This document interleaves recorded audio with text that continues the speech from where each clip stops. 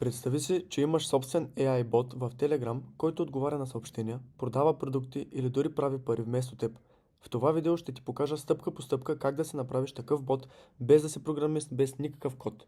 Първо ще ти покажа как изглежда готовият бот и какво може да прави, а след това ще ти разкрия целият процес и тайните по създаването му. Влизаме в Telegram, отваряме чата с нашия робот и ще го питаме, например, как си.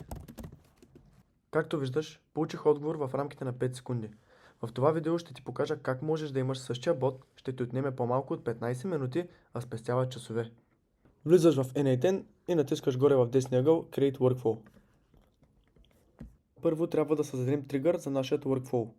Натискаме плюса и пишем Telegram. Избираме On Message и тук трябва да свържем нашия Telegram акаунт. Натискаме на Create New Credential и ни иска Access Token. Влизаме в нашия Telegram. Идваме на чатовете и пишем BotFather. Избираме този и ни се появява този чат. Натискаме Start. На нас не трябва нов бот, затова ще напишем /New Bot. Натискаме Enter. Избираме име за нашия бот. След като изберете име за вашият бот, ви се появява това съобщение.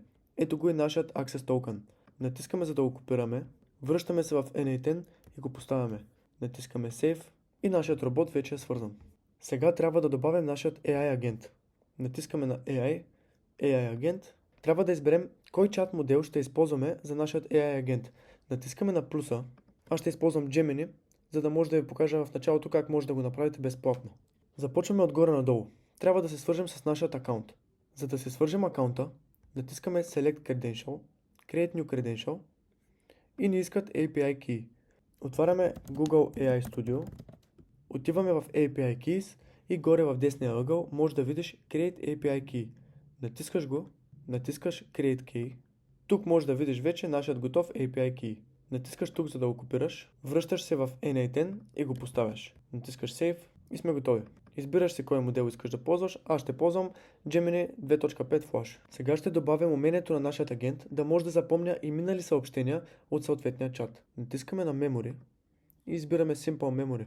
Сега ще натиснем Execute Workflow, за да видим дали нашия Telegram тригър работи, като със сигурност ще ни даде грешка в AI агент и в Simple Memory. Не се притеснявай, след това ще ги оправим. Натискаме Execute Workflow и отваряме Telegram. Тук може да видиш линка към нашия робот. Натискаме бутона Start и пишем здравей. Както виждате, Telegram тригър работи перфектно, което е супер. Но имаме грешка в AI агента и в Simple Memory, както ти казах по-рано. За да оправиш тази грешка, първо натискаш на Simple Memory, отиваш на Session ID, избираш Define Below, идваш на Mapping и взимаш Chat ID-то. Поставяш го на това място, връщаш се обратно, отиваш на AI агента, идваш на User Message, избираш отново Define Below, тук поставяш съобщението. Екзекютваш отново и виждаш, че няма грешки, всичко работи перфектно. Въпросът е как да получим съобщението в Telegram, защото както може да видите, ние му писахме, но той не ни отговори. Връщаме се в N8 и след нашия агент натискаме плюса. Пишем Telegram, скролваме надолу и избираме Send a Text Message. Тук отново трябва да се свържеш акаунта, който ти вече си свързал, само трябва да го избереш. Повечето пъти той автоматично се избира. На Chat ID какво трябва да сложим? Идваш в Telegram тригъра и дърпаш Chat ID-то. На текст дърпаш output-а. Натискаш Execute Step, връщаш се в Telegram. Получихме съобщение здравейте, какво желаете. Това съобщение отдолу със сигурност искаме да го махнем. За да го махнем, връщаме се в N8, отиваме на-отдолу и натискаме Add Field. Натискаме на-отгоре и го изключваме. Екзекютваме отново и виждаме, че получихме също съобщение, като това вече го няма.